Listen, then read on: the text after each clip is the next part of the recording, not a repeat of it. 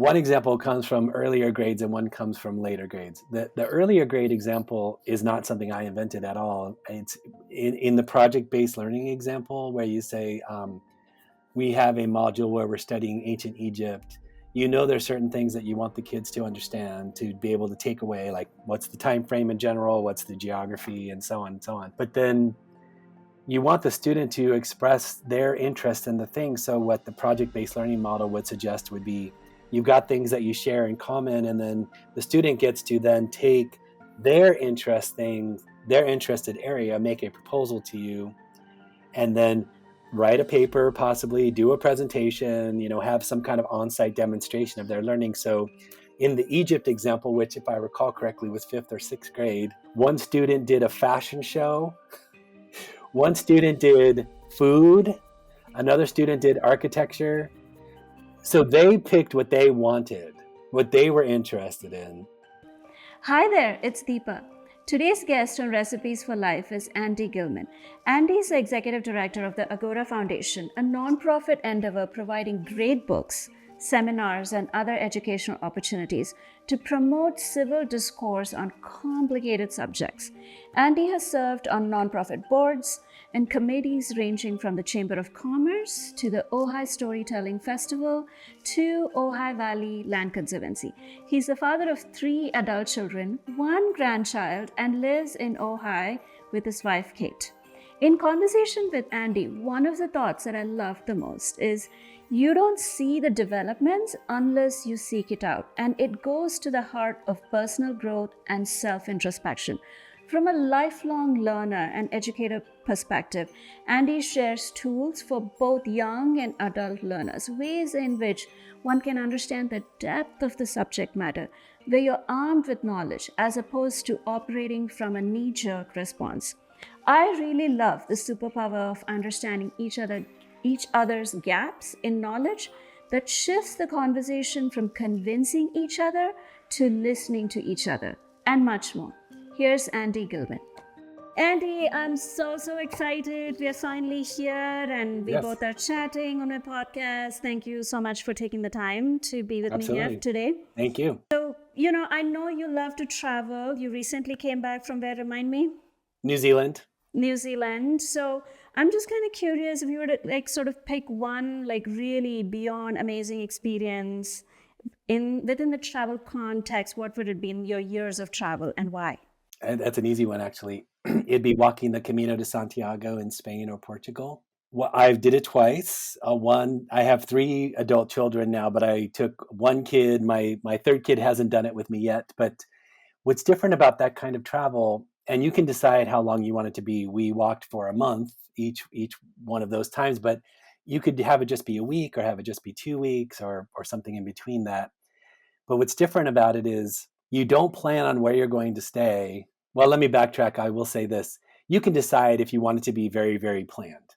But the people who do it very bare bones, what they do is you've got a guidebook that tells you, here are the hostels, here are the pensiones. You can spend a little bit more if you want to, but if you want to stay in a hostel, that might only be 10 euros or something.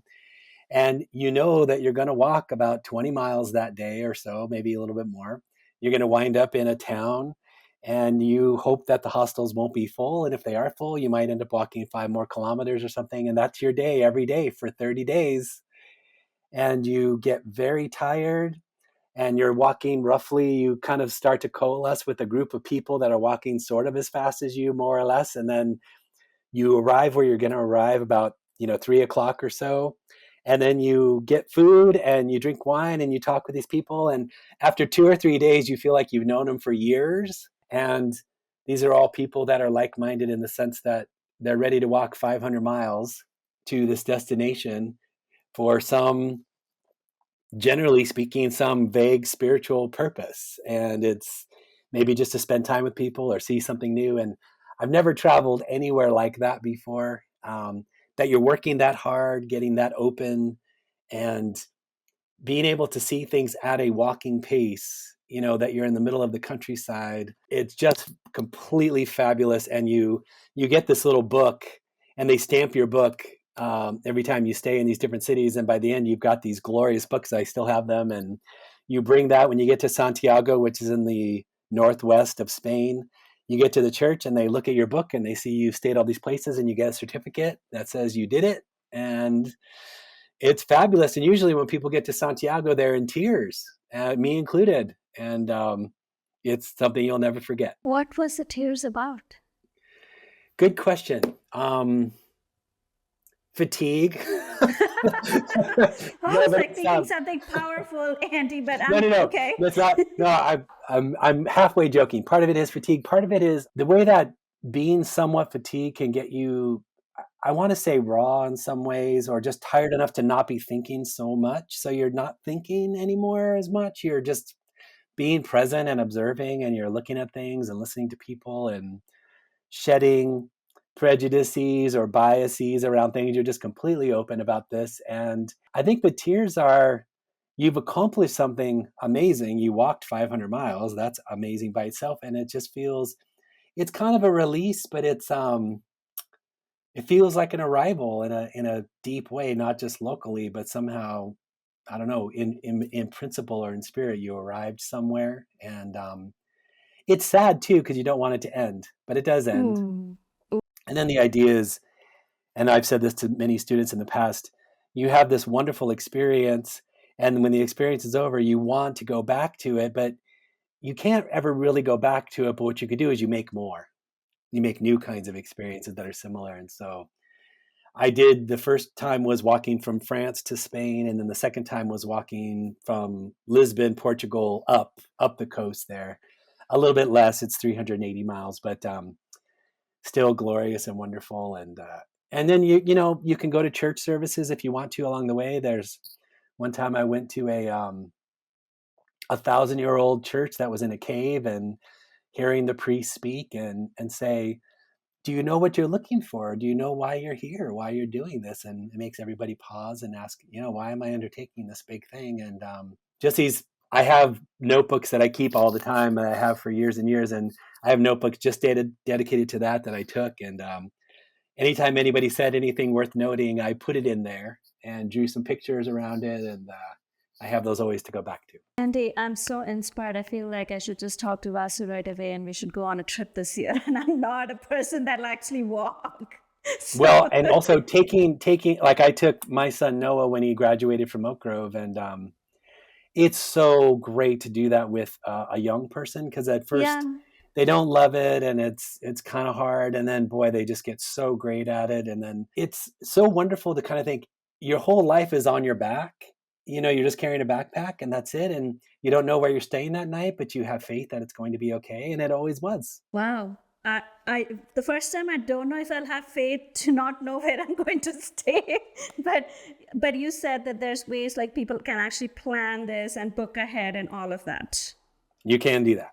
But would you recommend like people just doing what you did, or would you recommend like, you know, people actually booking and planning it a little bit more? I guess what I would say is one thing that would be good for you to do is to train a little bit. So if you want to spend a couple of months training, and so just try walking 10 miles in a city and just say, oh, what does that feel like? Okay. And then build yourself up and see, what is it like walking 20 miles? Like for us, it'd be walking to Ventura. And you realize, oh, it's not easy. You know, it's tiring, and walking on asphalt is really taxing compared to a dirt road. You figure that out pretty fast. But I don't know. I do know some people, if you should just pay attention to your physical level, of course, and then decide maybe you don't want to walk that much. There are services that carry your bags for you, and they take it to the next place, and you just do your walk.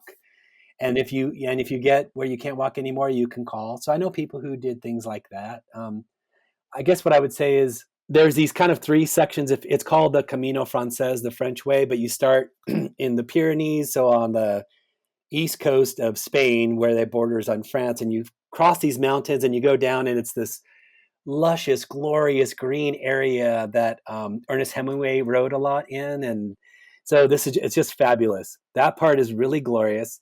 Then there's this middle called the Meseta, and it is 10 days of wheat fields and no shade and bugs. And it's terrible, and it's just awful. And it's sort of like, if you've heard the expression, the dark night of the soul that someone might have, this is like 10 days of the dark night of the soul. So And I went during the summer. So, it's like 100 degrees, it's 101, 102, and you're walking with no shade all day. Finally, you get to your location. And then the last part, the Celts, moved into the whole Gaelic speaking people moved into this area of Spain called Galicia Mm-hmm. for a reason. And it's the same people that have their Irish heritage and so on. But then it's green again and pastures and all that. But if you skip the Meseta, you're skipping that part, that dark night of the soul that's necessary, in my Dang, opinion. dang. I was just thinking in my head, I think I'll skip that part and go to the good part. I know. But then you've missed something that you're capable of doing. And it's similar to taking students like on a long hike, or they're thinking, oh my gosh, I would never choose this, and I'm tired and I'm hot and I hate this, and I wish I wasn't at this stupid school that I'm doing this hike. And then when they're done and it's over, I have students now that still look up at our mountains here in Ojai and they say, I went to the top of that. I've been up on Yeah, the top of this thing. And yeah, yeah, so it shows you what you're capable of. And then I think your, whatever expression you want to use, your psyche, it needs some pounding every once in a while in the sense of just kind of like loosening up and not running the show so much. So your thinking has to subside a little bit so you can just sort of be with your loved ones or be with your nature and your environment. It's just hard to get there for many of us. tell me a little bit more about why it's important to do that. Because the reason I'm asking you is because you've done so many of these trips with Oak Grove students. You've taken them across the 10-day hiking trips. And so why is that important? Why is it important for our psyche to kind of loosen up about it? What does that give us in the long run? I'm not a big Krishnamurti person. I will say one thing that, well, I mean, just so you know, I respect him, and I think there's some things that are really interesting. I don't like read him now or anything like that, like I read other people. But he did say something that I gave me an inkling about what he might means, and he used this expression, choiceless awareness. And the Mm-hmm. expression, I think, if I understand it right, it's that you're just being aware and you're not deciding what am I going to focus on, what am I going to sort of isolate or try to understand. So if you think, you're walking in a forest and you see a particular tree, then you decide, oh, is that an oak or is that a maple? And then you start analyzing it. I wonder how old it is, blah, blah, blah. And you start thinking about everything. I thought what he was suggesting with that expression, choiceless awareness, was you just let yourself notice it without judgment. Yeah, and so that practice I think is really useful and interesting in general in your daily life where someone's speaking to you and instead of deciding what they mean or deciding their intelligence or their background or where they're coming from or what they want from you or whatever, you you're just listening and that's it. And you're not even formulating your response. And so I think that practice can be very useful in lots of contexts, but it does seem to take some practice. And we sometimes go into beautiful environments because they do tend to arrest us. In other words, arrest in the good sense of the word. So we go and see some beautiful scene, some scenery, like where you could see far off in the distance and you're struck by it and you think, wow, this is really beautiful. Kind of, and similarly, you are in the middle of New York City and you're in the midst of all this and you walk into St. Andrew's Church and you now are arrested by the stained glass and you realize Mm. now I'm in the presence of the deity or however you want to say it. We sometimes seem to need the environment to arrest us in a way so that we can get to that place. But it seems to me all those leaders would say, there's nothing wrong with that, but you don't need that. You can do it now in front of you right now on the screen. Now, most of us don't have that capacity, or we have it sometimes or somewhat, but it's great to get it. It's great to, it's a muscle to work. That's what I think that, so you asked about the trips. The trips do Yeah. lots of things for a high school student if they go on a 10-day backpacking trip. One would be they get to know each other better than they ever knew each other before. They get to work really hard. It's not easy. It's not easy to be sweaty. It's not easy to not have facilities close by to have to prepare your own food, and most of it's cold, etc. But it's also wonderful to see what you can physically accomplish. But I think it gets you to a space where you're just not thinking for a while. And that's, I think, the arrested space that a church can get you to, or a beautiful scene in nature. Yeah, no, I really love that. And I never thought about Krishnamurti's choiceless awareness reframing to active listening. I That's really, like that totally makes sense. It could be, and it's active in one way. Yeah, it's active. It's strange. Without, You without, could, like, without thinking about what is my response, but really, truly listening with like no frame of reference, no judgment, no ideas and thoughts, and right. So yeah. when we talk about in our work about active listening, that's really what we're talking about. Like, no, truly, I'm hearing what you have to say. That's really great. I love that, Andy. All right, so before we kind of sort of jump into a whole nother lot of things, and I have so many questions for you, tell us a little bit about yourself and your work. I grew up in Ojai and went to schools here locally and all that. And I come from a large family. On my mother's side, there's 14 kids, and my mother was the second oldest. And then I'm the oldest of my generation, and my oldest child is the oldest of the next one. And currently, there are 5 generations alive in my family right now. The new ones are just being born, and so that's Mm-hmm. very You want to exciting. tell us about the newest one in your family?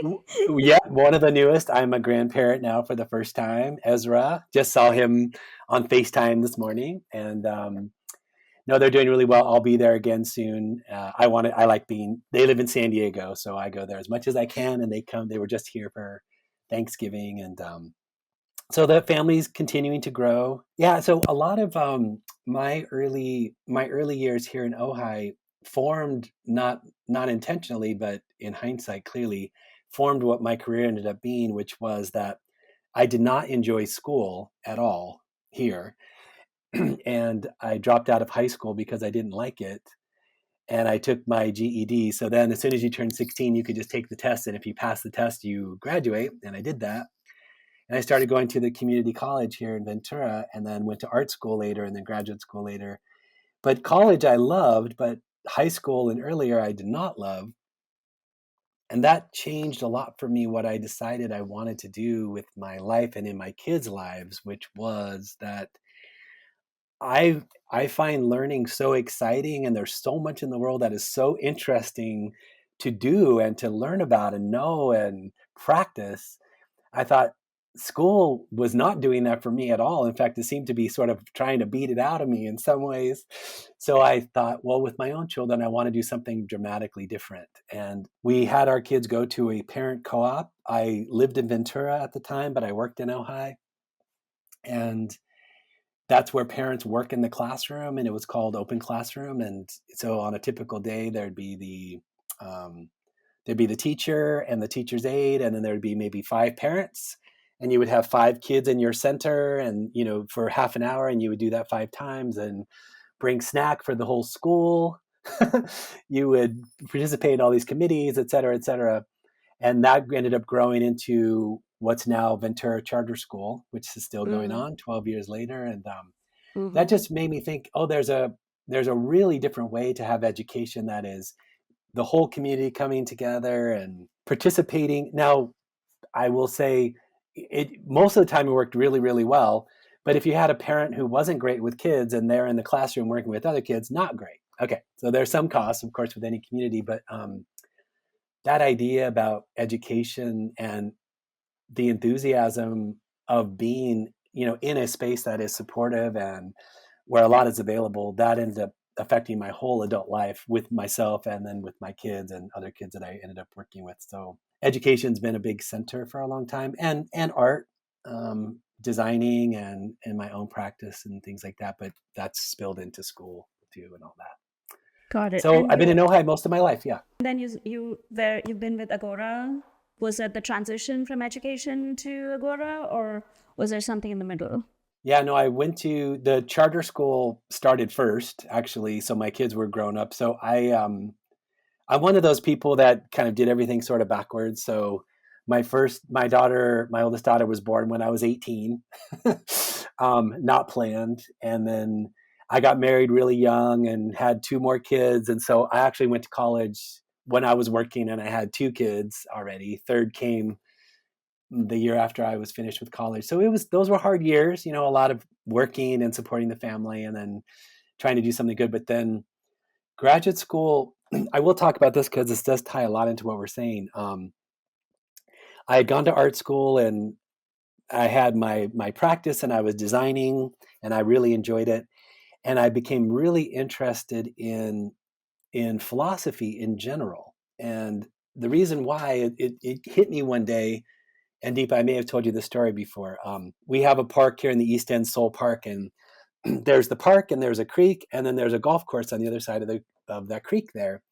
And you can look at the creek side, like the banks of the creek, and you can see a tree growing, and you could see the roots of the tree underneath the grass along the banks. And I had my kids there one day before graduate school, and I was looking there and I realized if you're just walking on the golf course, all you see is the grass. You have to see underneath the grass to see all the roots and everything that is up underneath. And it hit me, and this isn't a new idea, but it hit me as a metaphor for something like the periodic table. So you look at the periodic table and you think, oh, this is so fantastic. All the elements are there. I've got their atomic weight. I know how many protons it's going to take to make this element. You could tell, if you know a little chemistry, what's going to bond with what's not, etc. And I thought, it looks like nature handed us the blueprint. But no, that's not what happened at all. It was trial and error. It was blood, sweat, and tears. It was explosions. It was deaths, to get us to this place where we came up with a useful way of understanding what elements are. And I thought, part of what our culture does is, not just ours, all cultures, they veil the work that has gone into them when they hand it to you. You just don't see everything that goes into it. So that would be in theology and politics and science and literature, etc. You don't see the developments unless you seek it out. So I thought, where am I going to go to graduate school? Because I don't want to just be a philosophy teacher. I love writing. I love art. I want to go to a school that has everything, all of the above. And I realized, I learned from others, there's this whole great books approach. And I went to a graduate school, St. John's College in Santa Fe, New Mexico. That's a great book school, which is, there's only one degree that they offer, and everybody reads the same thing and takes the same thing. And it's a Western program. What are the books of the West that, if you wanted to understand how did we get here, you would read all of these books. And it would start with Homer, basically, and get us to the modern time. So people like Einstein, but further, and people like Toni Morrison and Gabriel Garcia Marquez and people like that. And everything in between. So Agora started when I had started graduate school, and a bunch of people got together, and people from Thomas Aquinas College close by, my boss, who had this interest too. And we said, let's start having seminars for adults who want to continue their education. And I'll just say very briefly about the seminar methods, kind of particular in this way. We say that the teacher in the room is the author, and our job is to try to understand what the author is saying before we decide whether they're right or not. So that's our job, is we're sitting at the foot of the author and we're trying to say, what is Homer trying to say? What is Aristotle trying to say? What is Toni Morrison trying to say? And once we feel like we've done that really well by sticking to the text, citing passages, a tutor is there to guide the conversation, but they don't lecture about what it means. We work really hard to say, we've come to this place, then we can start to evaluate, does this resonate? Does it seem internally consistent, etc.? But anyway, we said, let's start having these seminars for adults who want to do it without committing to school. And that's when Agora was born. And it became a nonprofit when teachers were coming to us saying, we would hire you to come teach this at our schools if you were a nonprofit, because we can then get it paid for. So they woke us up to the opportunity. Nonprofit. Okay. Yeah, so we became a nonprofit. We weren't a for-profit. We were just a ragtag collection of interested people. But we grew then, and so in 2006 incorporated, and since then I have been directing it and writing grants and all of the above, as all nonprofit leaders do. Excellent. And throughout all of this, you've had some involvement with Oak Grove, and you've taught in other spaces too. So you've been an educator for many years, and is that fair to say that? Yeah. Okay. And I don't have I didn't get a teaching credential, but I have I've taught at Oak Grove several high school classes, and then at the charter school. But then it's been really focused on teaching adults. Got it. Yeah. So I have so many questions about Agora and everything that you're doing there, but kind of before we jump into that, I want to ask you, can you like sort of recall like a challenging experience that you've had as an educator in a classroom setting, and sort of how did you navigate that? And I'll tell you a little bit of backstory why I'm asking that. One of the things that is coming up in terms of the teaching world is that professors, teachers are finding a lot of conflict when they're teaching certain subjects in classrooms, especially at the undergrad and graduate level. And there's a lot of conversation coming up about how do we manage it, how do we handle it in the students' best interest, but also to be able to have like a really robust dialogue there and not lose an opportunity there and not get triggered by our own emotions. So that's why I'm kind of curious as to your experience. And if there was one story that you could share with us, that would be great. I guess the thing that I've come up with teaching, let's say, high school students at Oak Grove, but it happens with adults in Agora similarly. It's this. We will use an expression, or a student might use an expression like social justice. They'll say, this is not socially just. And you think, once that expression gets used in a way, it's hard to have a conversation about it because anything that's not socially just is, of course, bad. But if you think, well, what do we mean by socially just? Let's dig into what that term might mean. Well, it becomes difficult. And I'm thinking of examples of students where I'll use a real example, and you'll see my connection in a second. They'll say, I hate America. And I'll say, well, tell me about it. Why do you hate America? And they'll say, well, the way that they try to make other countries do what they want them to do, and the way they say all men are created equal, but they had slavery and they don't treat people equally, things like that. And my response to them, and then I'll get to how I tried to deal with it. My response is, I actually love our country, and I think that it's something that the world has never seen before. And it doesn't always meet its principles well. And it's taken a long time for it to evolve to its potential, and it's not there yet. And so I think the way to handle the example I'm talking about would be, and we don't always have the luxury of time, but it's the time it would take to read when the Declaration of Independence was written, for example. How did they get there? It didn't come out of a vacuum. What occurred in the colonial period that got them to this situation? And also, how did they get to this idea that all men are self-evidently equal? And that, I'm going to use the words now of the Declaration, that nature's God brings this to pass, and that countries are instituted by people with their consent only. And so then you think, okay, this is extraordinarily new. How did this occur? And it occurs from them looking at Greek direct democracy, how it succeeded and failed at the Roman Empire and the Republic, at English common law. And you realize, well, this took a lot of work to get to that point. And then when the Constitution was written, even more so. But imagine how much time it takes to do that work, to read how that occurred, and then to read the Declaration and read the Constitution line by line, or the Federalist Papers leading to the Constitution. So mostly what I have found is those shortcomings, or those, I want to call it, in a way, it's like a quick handle. Like I'm going to say something like, that's prejudice, that's racist, that's socially unjust, is I want to say, let's really look seriously at that.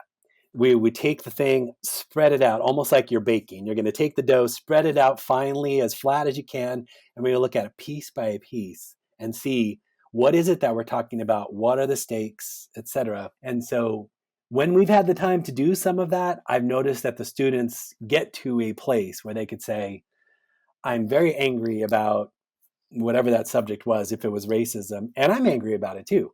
And then I see now, we have made progress in this way. Here's ways we have not made progress, but it gives a clearer path forward, I guess. Okay, so that I mean, I think what you said, I think I'm assuming every teacher would love to do that, and the downfall for us in that is that we don't have the time that we need in order to do that.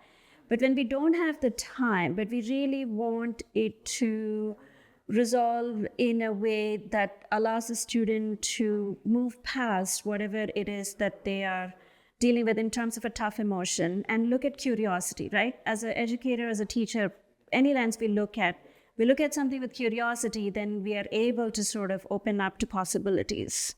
I agree. Right? So how do we get then sort of a student in that short period of time, or the 10 weeks class that we have, to kind of do that for them? What would be like a good tool, or a good way of getting them to sort of shift from that position of this is so wrong, and they're valid, and there's validity, but like shift from that, because there's no learning there, right? Then they're in that position. Well, one example comes from earlier grades and one comes from later grades. The earlier grade example is not something I invented at all. It's in the project-based learning example, where you say, we have a module where we're studying ancient Egypt. There's certain things that you want the kids to understand, to be able to take away, like what's the time frame in general, what's the geography, and so on and so on. But then you want the student to express their interest in the thing. So what the project-based learning model would suggest would be, you've got things that you share in common, and then the student gets to then take their interested area, make a proposal to you, and then write a paper, possibly do a presentation, have some kind of on-site demonstration of their learning. So in the Egypt example, which if I recall correctly was 5th or 6th grade, in the project-based learning model, one student did a fashion show, one student did food, another student did architecture. So they picked what they wanted, what they were interested in, and then they demonstrated their proficiency in that subject through that. So the student who did the fashion knows much more about Egyptian fashion than the person who did the architecture. However, they also ended up learning from each other, because you see all the presentations or the shows or whatever ends up coming to pass. Right. But the student does get to choose which was, if I remember correctly, that was more like 3/4 of the work was the student chosen project. Only 1/4 was the shared knowledge. So one is, what is the student interested in, that you could then have them demonstrate the proficiencies that you are looking for, research, presentation, etc., in something they want to do. That's one. In an older kid example, I do find this. This works with Agora too in a really big way, and it's what I said a minute ago about the method. If you have an object that you're looking at, and the object might be a story, and you're reading the story, or you're reading the Constitution, whatever it is, and you're looking at it as an object, you're not assenting to it yet. You're just trying to understand it. It is a dramatic, and I'm holding my glasses as if it's the object. We're looking at all the sides, etc. I find that to be so incredibly enlightening, to say, I don't have to say I'm agreeing with it. I don't have to say I understand it. I agree. Certainly it's influential, and I'm going to pay attention to it.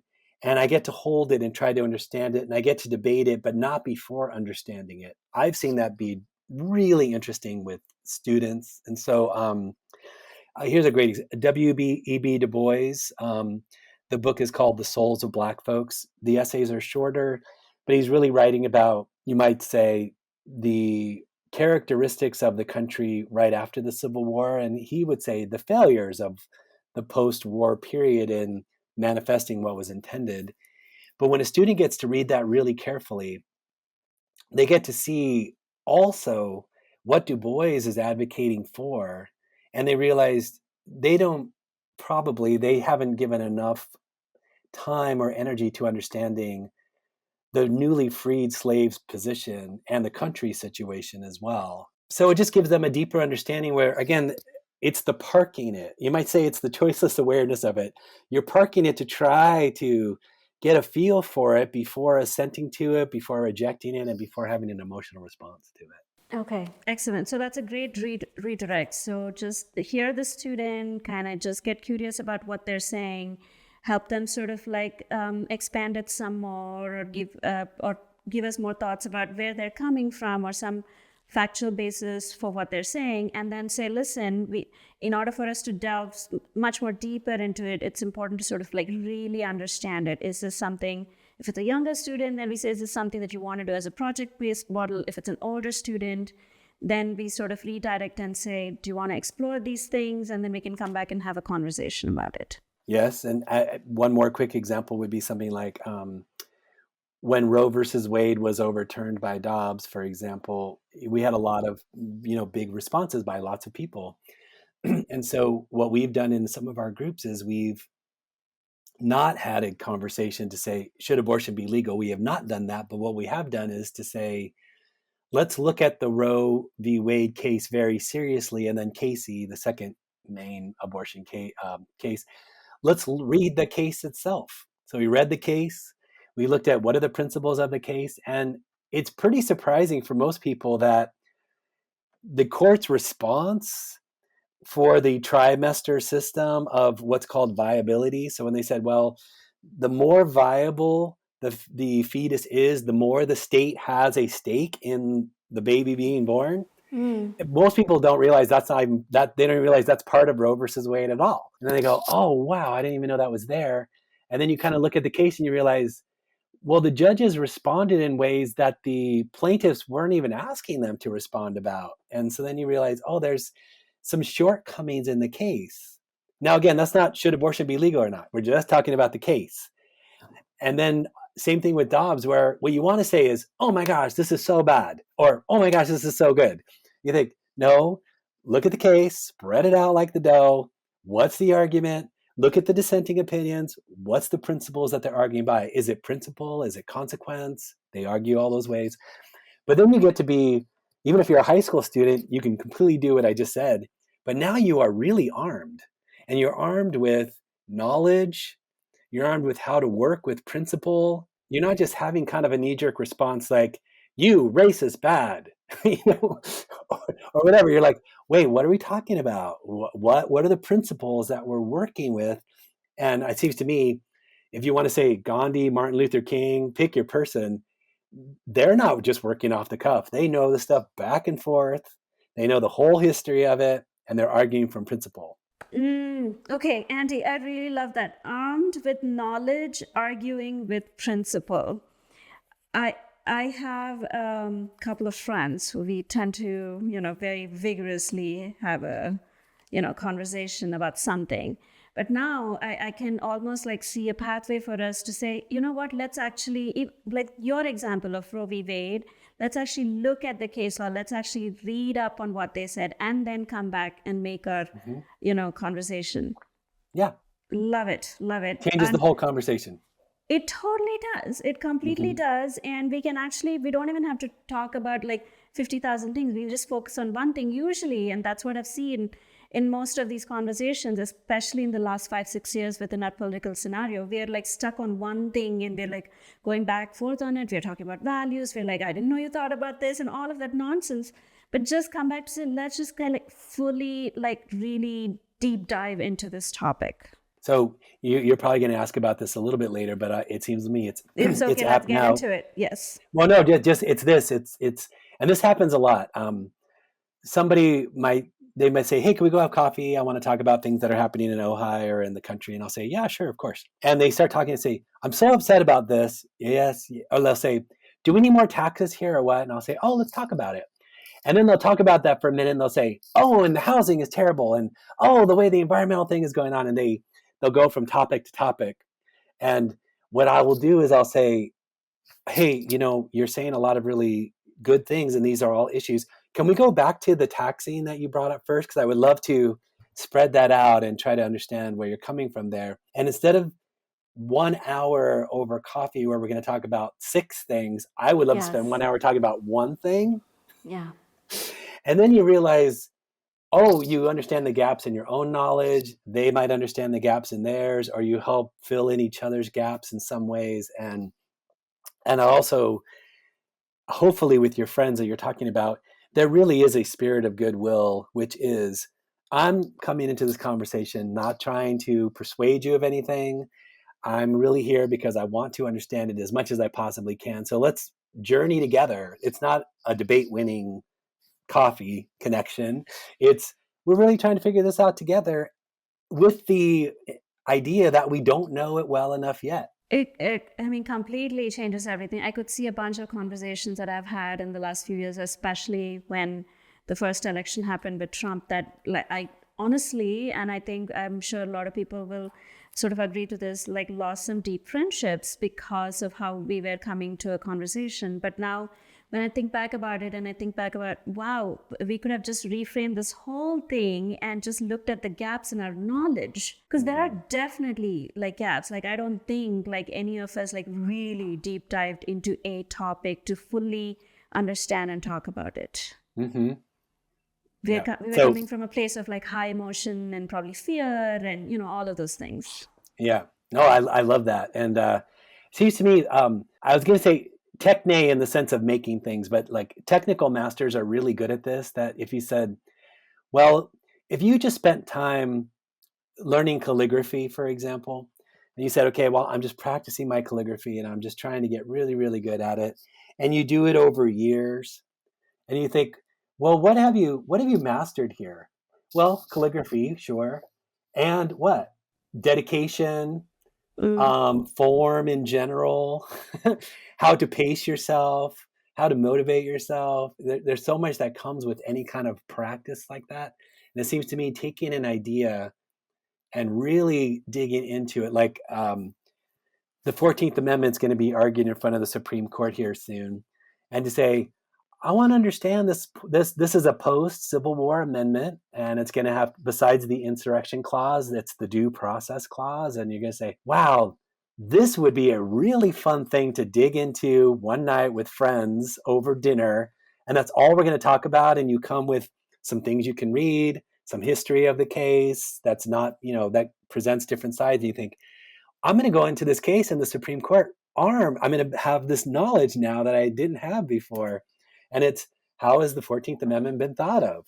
Anyway. Andy, that's a great future idea. We are doing that at the next dinner Okay. event. Well, do it before Super Tuesday, because that's when the decision is supposed to come out. So.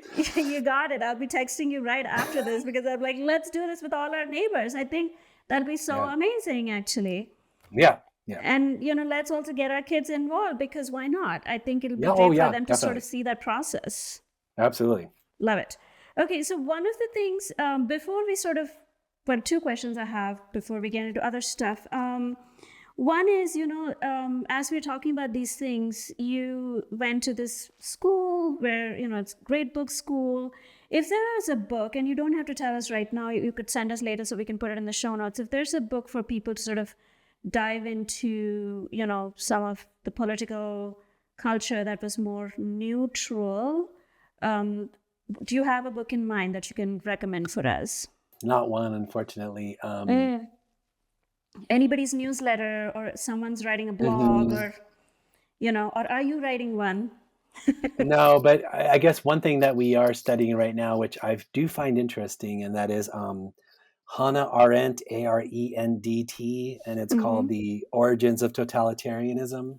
And she's writing about what happened such that this kind of pan-German, pan-Slavic movement after World War I occurred. What was in place to create these movements that turned into totalitarian states? And it's really interesting. It's kind of a difficult read, but it does give you a lot of insight into what some people would say is happening now. And that is the way that, for example, when you've heard people say things like, well, we have alternate facts, that expression, if you heard it like after 2016. Good Lord, that's not a new expression. That's been happening forever. Oh, no, not at all. So Nazi Germans were using something very similar to that, where they would say, we're looking at a different set of underlying truths or facts to make a claim. And so in that sense, I do think there is a case to be made and a concern to be had that, like, a totalitarian movement is one that she highlights in I think a really good way, that attempts to answer all the questions for you, like what's the purpose of life, how should a government work, not how can we make our government work better, but what is the purpose of everything, and then a divine retelling and a divinely inspired advocate who in a sense is like a monarch. So like that's been the history of the West and the East both, is to say your installed monarchy is from the god or the gods, right? And that's sort of what people say now. The argument sometimes that gets made is that people like evangelicals might say, yes, Trump is a problematic character, but God uses all kinds of characters to bring about providence. And so it's a way of saying, I'm going to vote for him, even though, yes, maybe he did all these terrible things, but God uses all kinds of people to do things. And so then it lets them justify the vote because it's voting for things that they believe in. And then also they think God's manifesting within our governmental structure. And if the dismantling of the structure is part of bringing out the plan, that's completely on the table. That's a totalitarian Concept. growing up Wow. that she highlights. So that would be one thing.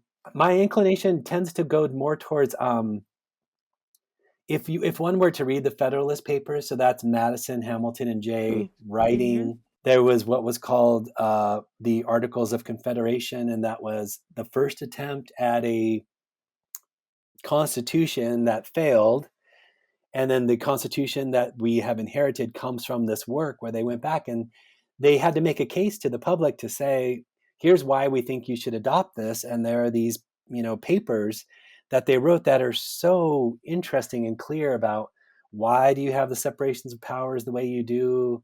Why is it that we want to preserve certain principles in our country? And you could at least see here's the intentions. So I Got would I it. would go towards something Those like two the things. Federalist Papers to try to understand how is it that we got here. And one slight little caveat: Hamilton says something that's really interesting. He says the number one danger we should be concerned about is faction, and by faction he means something very particular, which is a group trying to take away the rights of another group. Now, that first group might be the majority of the people. So it doesn't mean a minority, it just means this thing. And he says, well, luckily, we've set up our system with the separations of powers that faction could be generally stopped. And then he says, plus there's the general problem that if somebody wanted to get everybody in New York State together on board for something, they would have to be riding their horse everywhere. It would take them days and days and days just to get over the whole state to communicate. And you think, okay, right. But now you have the internet, which is you're Right. communicating with millions of people instantly from your computer. And Right. so the point I'm trying to make is that the safeguards that we have against the faction of the majority potentially taking over the country are not there. That's the danger that we're in too. So the Federalist Papers also would show here's some ways that we might want to really seriously look at making some structural changes in the way the government works, because we're seeing things that nobody anticipated, like the internet or the amount of money it takes to run a campaign, or that they never expected there to be just two parties, that the party would vote lockstep even over the merit of the candidate. That was not envisioned. Ever. By Hamilton, especially. Okay, so tell me something. I know I was going to ask you this later, but I'm so compelled to ask it now. So what can we do, like with this just scenario, that this thing that you just presented at a very local level? How do we get involved? Because some of this feels just so overwhelming. Just what you just said right now just kind of feels like, oh my God, like, so what do we do then? Like, how do we help? How do we make sure one faction doesn't kind of take over, like, so what can we do at a local level? Well, what we do about the national movements is not as clear to me as the local ones. But in the local case, I think the first thing I would say is, well, we talked about earlier, you're coming into a conversation open, wanting to understand more, and that you're listening respectfully, but also not just listening, but speaking respectfully, and taking turns talking and all those respectful things. There's a few points that I was suggesting to people before the last election, and I was saying something that you might ask when people are wanting to talk about something and they present something as if it's a fact. And then you say, Right. oh, tell me, where did you learn that? Because I'd like to go learn more about it.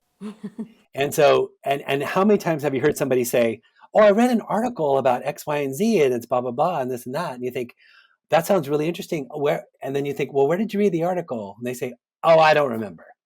And if you were to really seriously press yourself, how often do you say that? The answer is a lot. I'll speak for myself.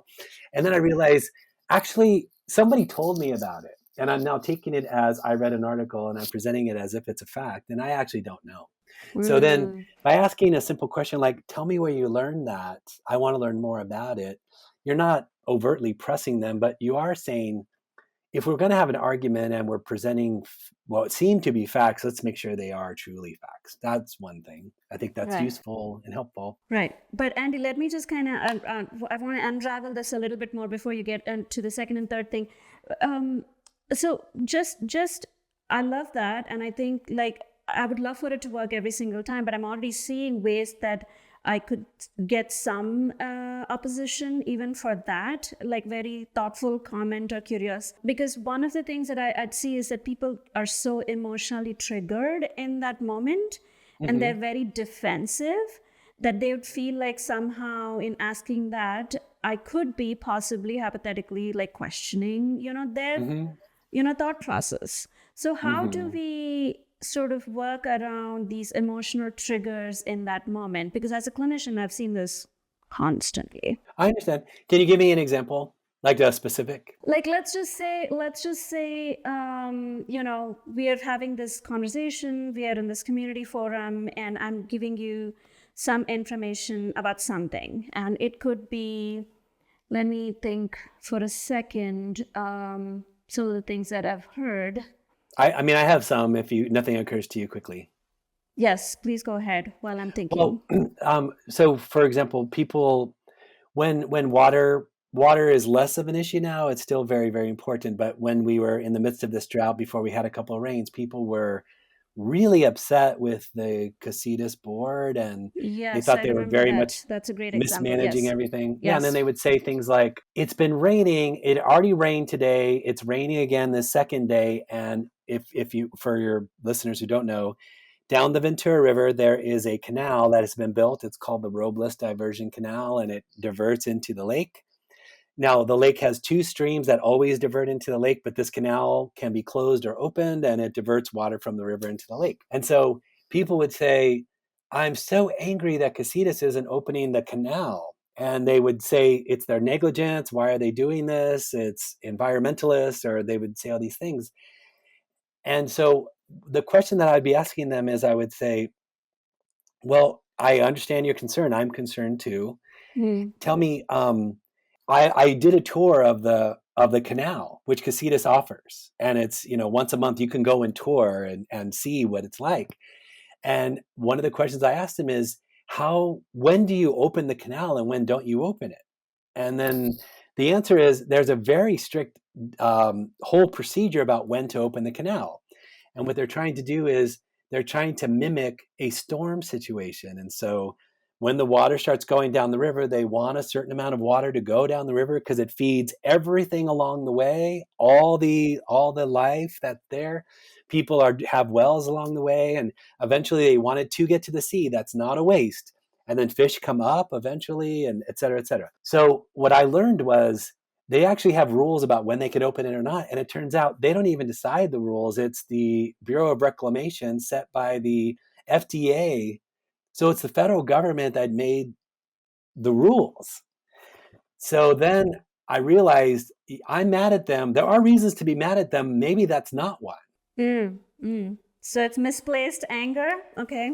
Well, we all do that, don't we? Like you say, I'm so upset about all kinds of things, and you pick something and it becomes your projection point. So, anyway, if somebody is very upset, like my own kids do get upset about things, and then I would just say, I guess what I would say is, I'm trying to answer your question in a very direct way. I would say,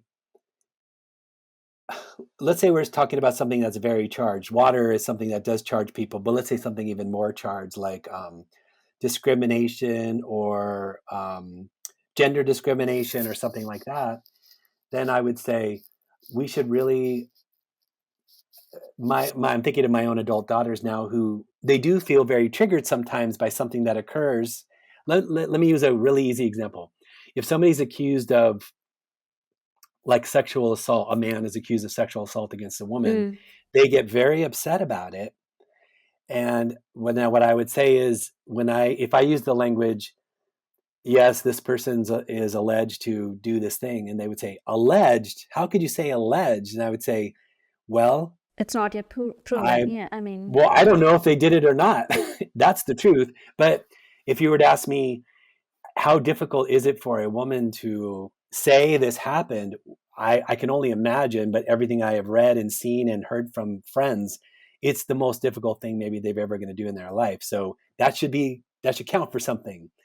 But you don't want to live in a system that when the government says you're guilty, it's your job to prove that you're innocent. Is that a Mm, country that you want to be in? mm, And they say, actually, no, I don't want to be in that country. mm, And I would say, well, then that's the place that I would be starting from is, honestly, we've decided as a country, we would rather have some guilty people go free and preserve due process than to have innocent people go to jail so that all the guilty people are also there. Now, maybe that's a cost we don't want, but that's the choice that we made. mm, mm. Then it diffuses it a little. Yes, yes. I mean, I can definitely see that. The reason I asked you that earlier question is because the dysregulation of emotion is one of the most common things that I see in any conversation that doesn't help the person have a productive conversation or even listen to other people, right?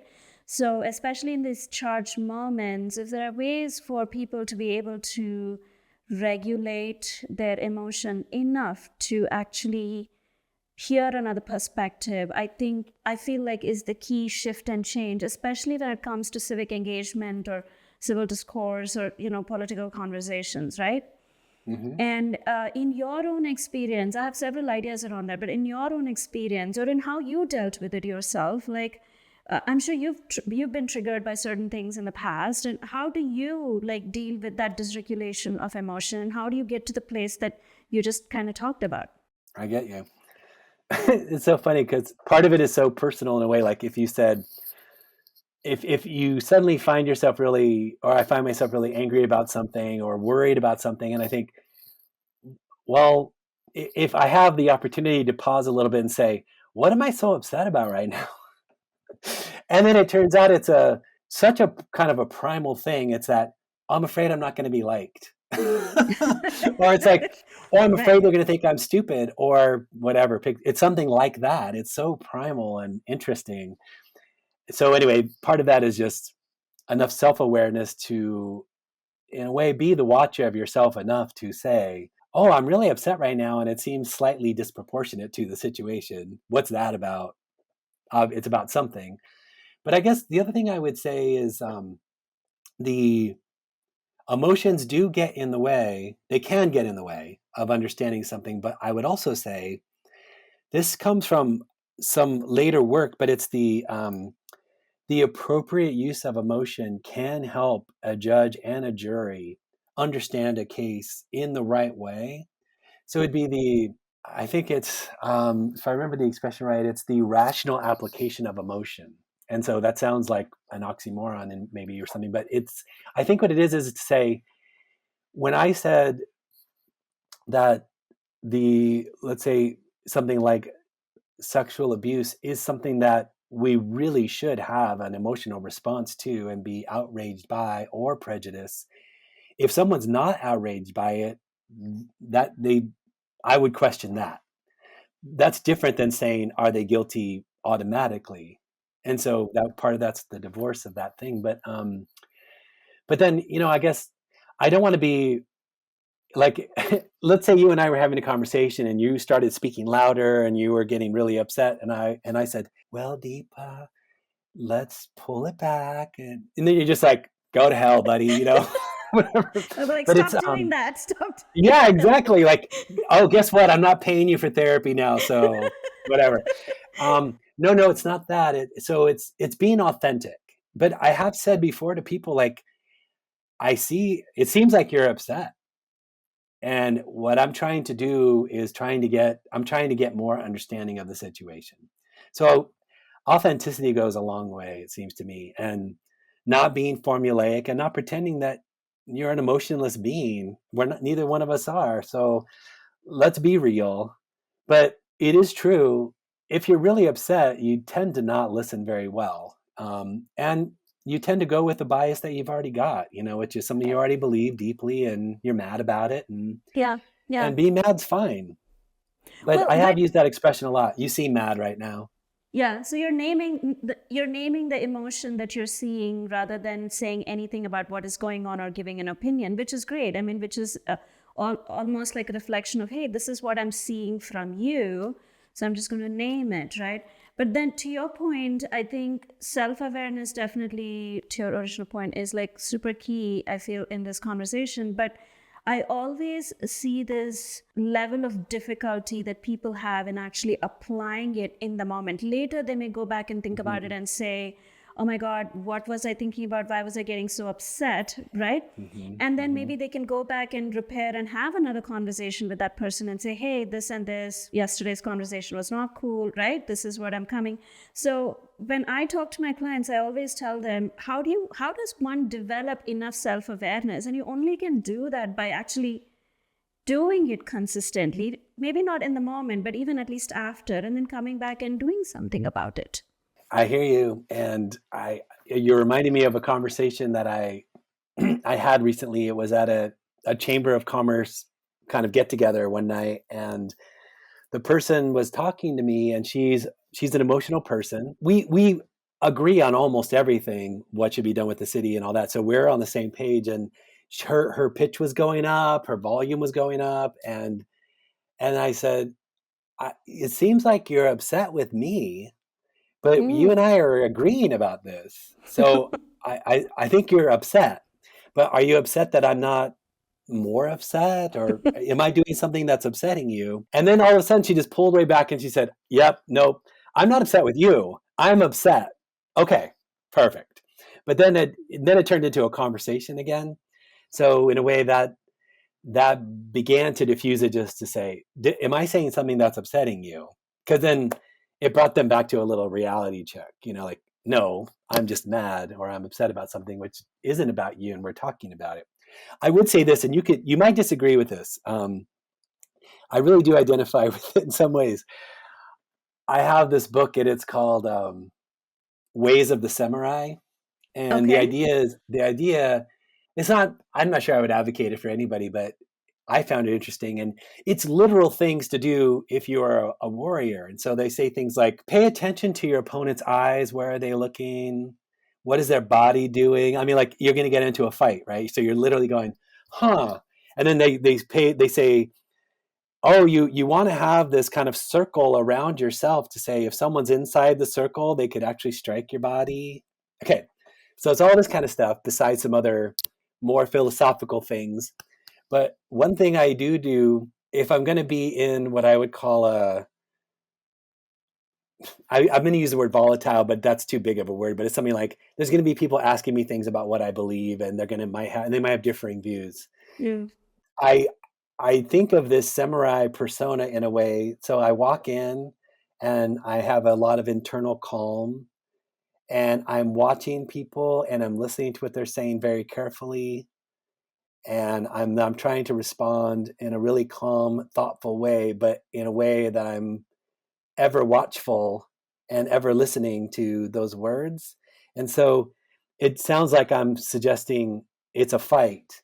And I don't mean to be saying that, but I am suggesting that it's an extremely active presence. Mm, mm-hmm, mm-hmm. And I've noticed that helps in situations where somebody wants to, maybe they want to debate, maybe they want to win an argument or something. And then if I say, I'm not so interested in debates anymore, what I am interested in is let's find some truth together.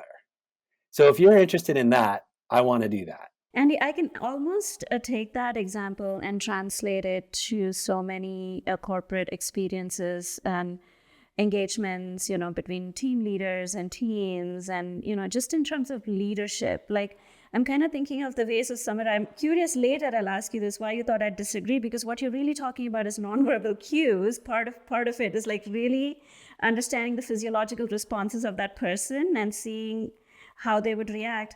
But coming back to that conversation, I feel like this would be like a really amazing way for people to sort of look at conflict. Because as you're talking about that experience, I was like, wow, what if people reframe conflict as a way of saying, I'm not here to argue or debate, but I'm here for both of us to, have a conversation. You said something around truth together. right? I said, we'll find some truth together. Right, Yeah. right. So, and I think if people reframed conflict that way, I feel like it would just be, they would have a much better conversation because, as you know, most people don't want to deal with conflict in any situation. And have you had any experience with that, like in terms of just in the work that you do in the panel conversations? And one of your tagline for the panels is "Come for the controversy and stay for the insight." So clearly, you're equipped to do that. What are some of the things that you've done in terms of that you haven't kind of talked about until now, in terms of just helping people sort of deal with conflict in a very productive way? Yeah. Well, I mean, that expression, come for the controversy, stay for the insight, that's a longer process in a way. It's that if you say, well, like fracking's controversial, to take one example, which people do get very upset about, and sometimes for good reasons, then to say staying for the insight would mean there's places that the environmentalists and the oil people agree. And then you're like, wait, where do they agree? And then you spend time working on where they agree.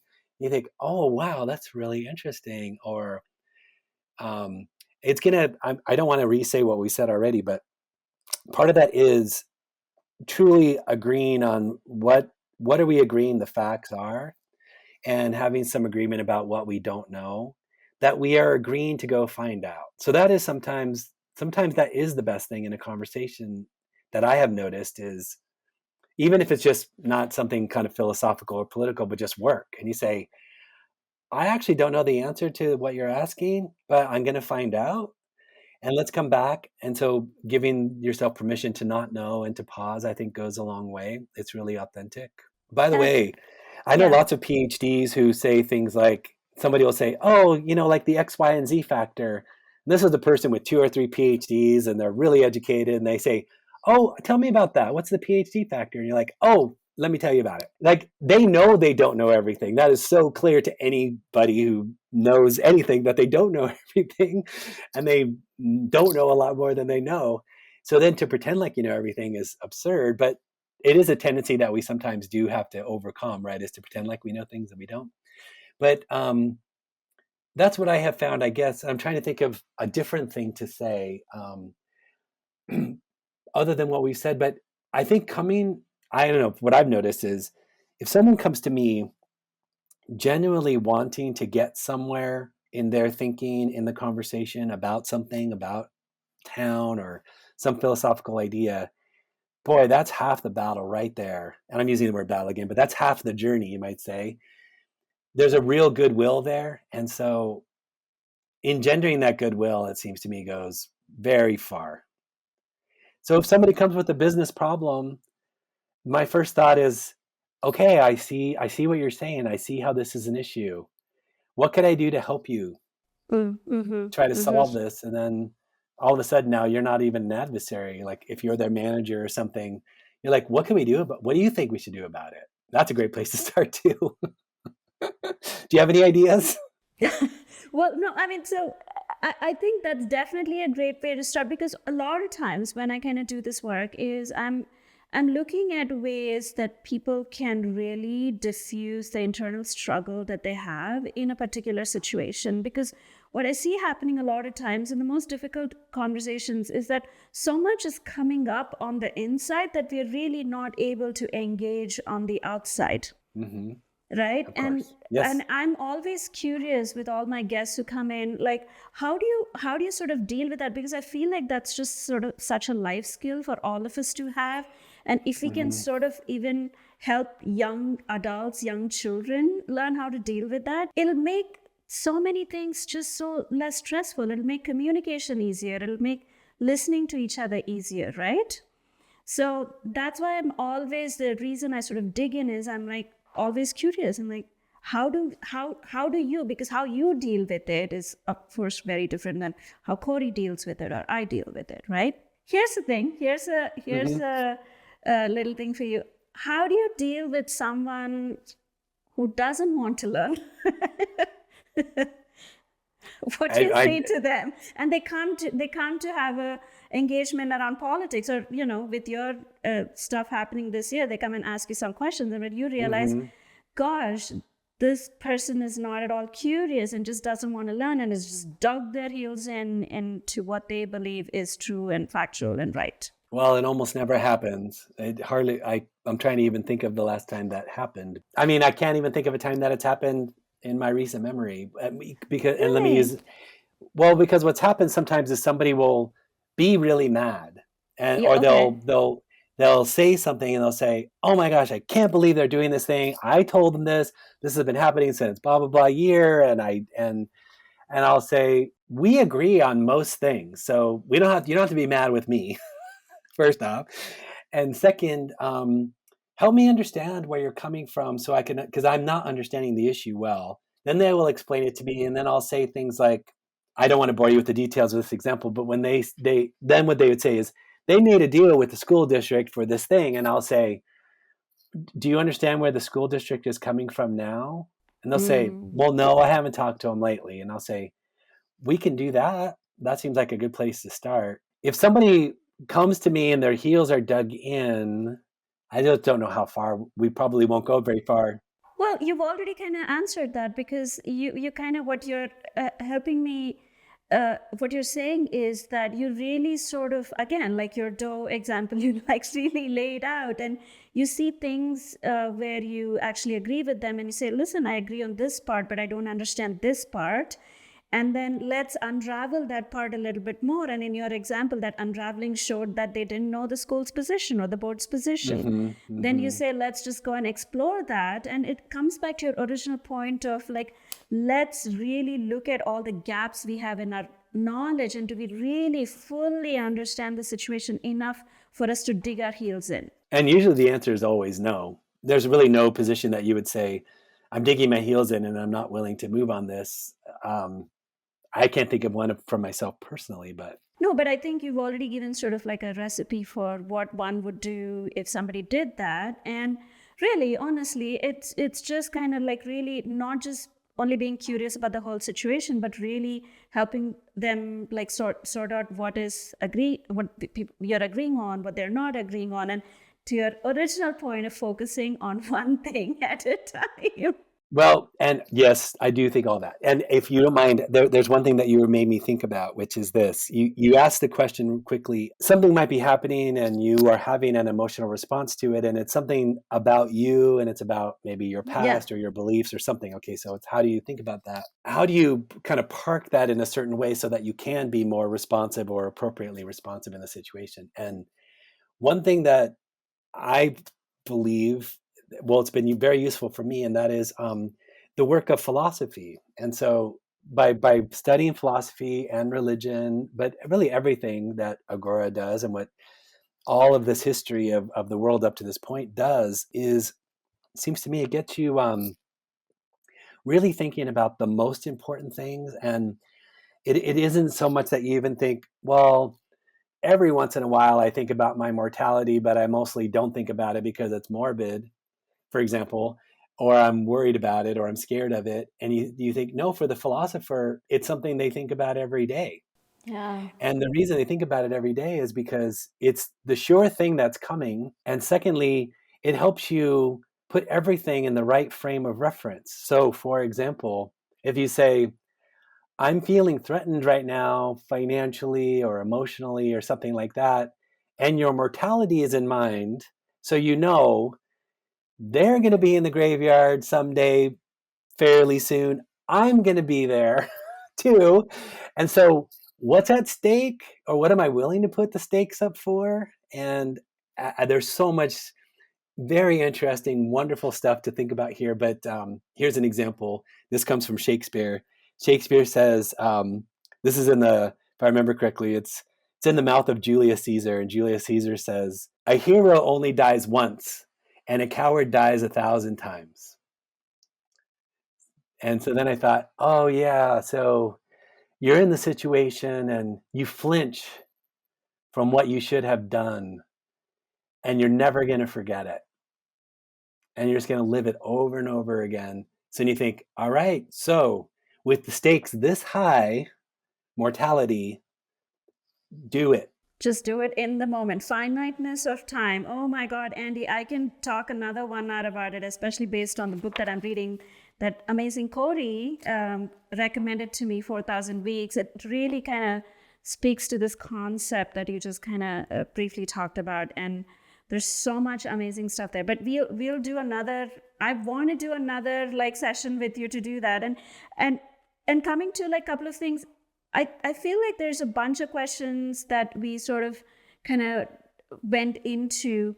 One last question that I have around, just because we have our election year this year and everything that's coming up, how do we foster empathy beyond curiosity? Like, just right, how do we foster empathy in political conversations? And also, do you mind? You asked me a question, and I only responded with one small part. You said, "What can we do in these local political conversations?" And I did want to say, there's a way of speaking with people where you're open, ready to learn with them, as we discussed.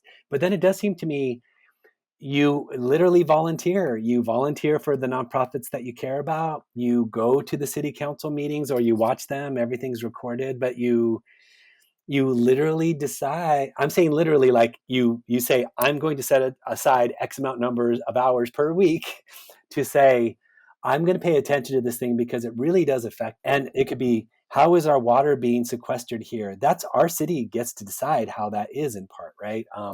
How is it that our ordinances are set so that this land gets to be preserved and not developed? We're helping to decide that, all those things. Our tax rate, anyway, all these things. So I think it's being open and curious and having that goodwill, and also putting in some time, really getting dirty, working on the trail, or volunteering at Help of Ojai, or whatever it is, that the thing that sparks you. It could be money or time or both. Anyway, so going back to your question, now you're asking how to engender engagement or involvement, or Foster empathy, like just foster empathy. Okay. empathy, right? Because I really want to hear the opposing side of whichever side I am in. And so much we get triggered by so many things, and there's so much fear around all of this. And even, let's just say, even through the couple of examples that you gave about how can we locally engage, and I think those are great, give it the time and space it needs, right? Like really engage. When I do that, I'm sure I'll find myself in situations when I'm talking to people that I don't know about a bunch of things that I really are, kind of could become explosive in some way. How can I foster empathy towards people that have very different views than mine? Yeah. Well, we said a lot of them already, ways of speaking, but again, not mechanically, but authentically. Reaching out, I noticed that's useful too. So in other words, if somebody has a very opposing view, everybody likes to be invited to things. So inviting them to like, hey, at the board meeting, like let's say of somebody that you serve on a board with, I really want to help. I want to understand where you're coming from better. Would you go have a coffee with me, or can we go get dessert somewhere or something? People like that. That's good. So so what you're saying is like take out the anger and the fear, or the we don't share the same values and the judgment around it, and say I'm just like I really want to know more about where you're coming from, and can we do that? Can both of us agree to do that without getting annoyed and pissed off at each other? Also, I mean, yes, that. And what I was trying to maybe also connect to was just very practical things too that make people like you, and also build some goodwill between you. So in other words, inviting somebody to something, everybody wants to be invited to things, or saying, so Deepa, before we talk about the thing that we disagree about, where did you grow up? And you people start talking about themselves. They're like, that is so interesting. Yeah. And tell Get me to about know your them. schooling. Yeah, get to know them a little Yeah. bit more. Yes, And I can see that. no, I mean, I don't know. I feel like it just goes so far. And again, this just, the thing about the mortality, or understanding that we really are the same in so many important ways, that it seems to me that the fearfulness that we might be experiencing in our politics right now, and this is a ubiquitous problem that we always have to be on guard against, and that is the person who isn't in our tribe is not fully a human being. They are the other. That's always the danger that we have to be completely vigilant against, right? So, that happens with racism, it happens with gender, nationality, and so on and so on. That seems to me that the micro example, or the on the spectrum, the smaller example of that would be this person with very differing view than I have about how to treat immigrants or something. They love people just like I love people. They have Yeah. fears just like I have fears. They Yeah. want some of the same things I want. And so that's always something to keep close in your heart, seems to me. Gosh, Andy, you actually gave me a really good idea. I have this friend, and I really like this person, but we have differing views just on one of the topics that you just brought about immigration. I'm now actually very inspired to be like, let's go get coffee and then, get to know them a little bit more, like who they are and, as a person, as a human. And then I feel like I'll probably have a better conversation with them. I'm going to do that and let you know how it goes. Can I just, one little thing on that point? It seems to me this is a great example for the larger thing that we're talking about. And it's this. If somebody says, well, I'm really upset because this government is letting way too many immigrants come in and they're changing everything about the country, and what, like one of the typical arguments, and you say, let's look into that because I'm curious about that too. So if I'm hearing you right, what you're saying is something like, we have a finite amount of resources. Am I getting you right? And you feel like the resources are going to these people that aren't citizens yet. Yes, that's what I'm saying.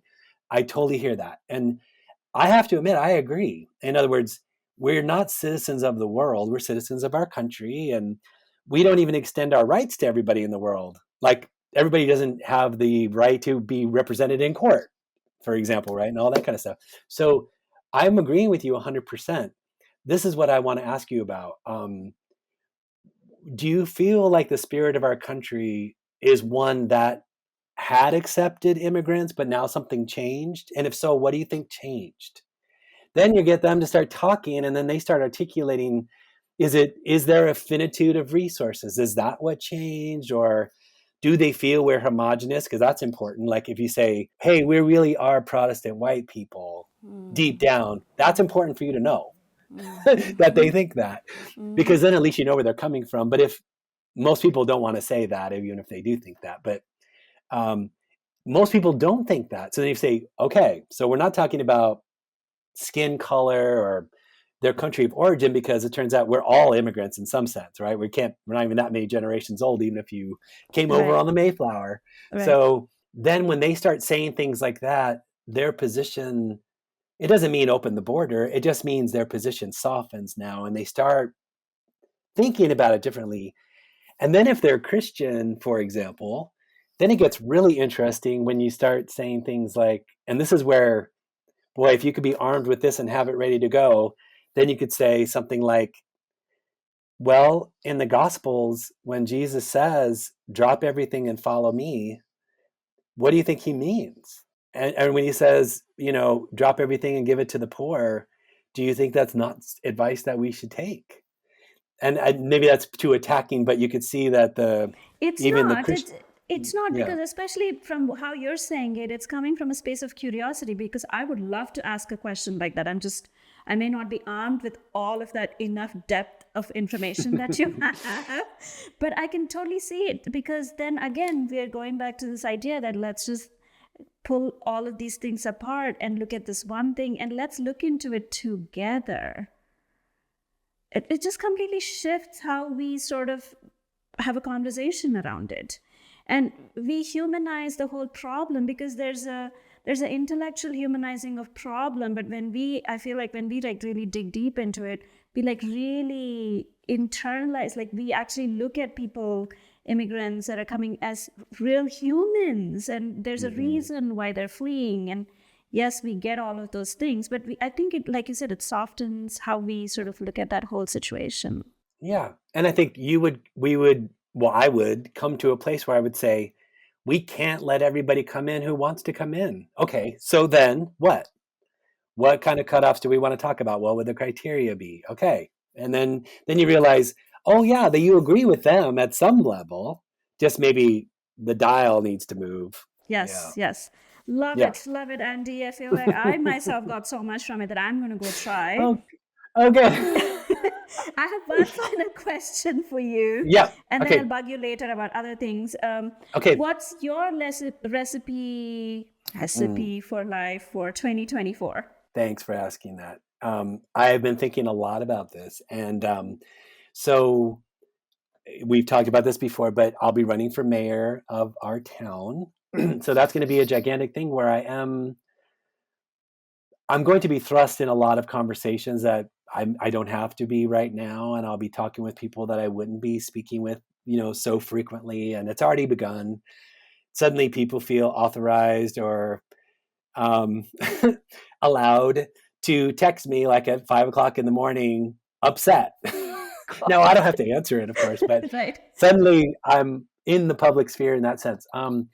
What I do think, though, is it's what we talked about, and that is, given those philosophical things and the way that I want to be a person in the world and value what is deeply most important, is I do want to take that very present way of being and say, what is most important right now in every situation right now is my integrity, how we are both feeling about the situation, what are priorities to me, like my family, um, that there is justice here, that I just want to keep those very, very close. And when I do keep those close, I tend to not get angry about what somebody says, because I really know it's not about me. And if somebody does want to bring up something about Agora that's upsetting, or my own past or whatever, there's plenty to be upset about. But is to say, I understand what you're saying, and what I want to do is keep what is most important for me very present and remind myself every day this is the most important thing. And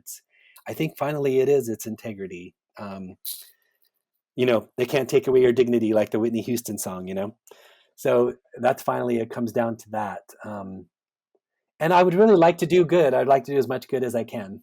Yeah, and I know you will. It's what you're kind of speaking to is the values that light our way in every step of everything that we do.